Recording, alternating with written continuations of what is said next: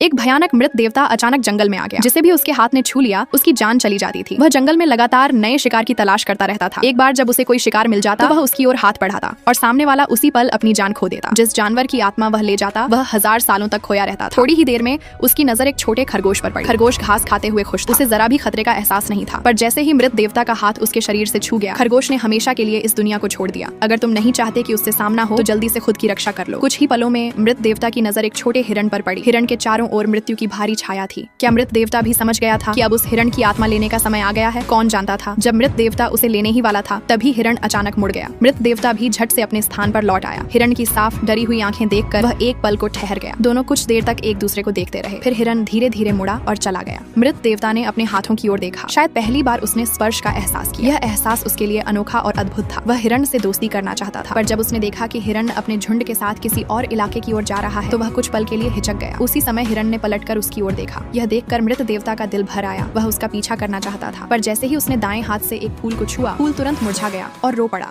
यह देखकर मृत देवता फिर रुक गया। वह केवल दूर से हिरण को देखता रहा, पास आने की हिम्मत नहीं जुटा सका। आने वाले दिनों में मृत देवता हमेशा हिरण की छाया बनकर उसके पास रहता। जो भी जानवर उसे नुकसान पहुंचाने की कोशिश करता, मृत देवता उसे भगा देता। वे दोनों एक दूसरे के साथ रहे और समय की मधुर शांति का आनंद लेते रहे। अंततः मृत देवता ने साहस जुटाया। वह हिरण के पास गया। वह जानता था कि जब तक वह उसे छुए नहीं, हिरण जीवित रह सकता है। जब भी हिरण पर कोई खतरा आता, मृत देवता तुरंत आगे बढ़कर उसकी रक्षा कर। ठंडी सर्दियां आ गईं, धरती बर्फ से ढक गई। हिरण भी अब जान चुका था कि उसका जीवन अंत की ओर। मृत देवता के कोमल दिल और सुरक्षा ने ही उसे आज तक जिंदा रखा। इस बार हिरण खुद आगे बढ़ा मृत देवता से मिलने। मृत देवता घबरा गया, पीछे हट गया और कहा, मुझे मत छूना वरना तुम्हारी जान चली जाए। लेकिन हिरण नहीं डरा। उसने धीरे से अपना सिर मृत देवता के हाथ पर रख दिया। मृत देवता ने भी उसे हल्के से बाहों में भर लिया। जीवन के अंतिम पल में उसे एक गर्म, सुकून भरा आलिंगन दिया। हिरण ने उसकी बाहों में आंखें बंद कर ली और मृत देवता ने उस पर उनकी सारी प्यारी यादों को हमेशा के लिए अपने हृदय में सहेज लिया।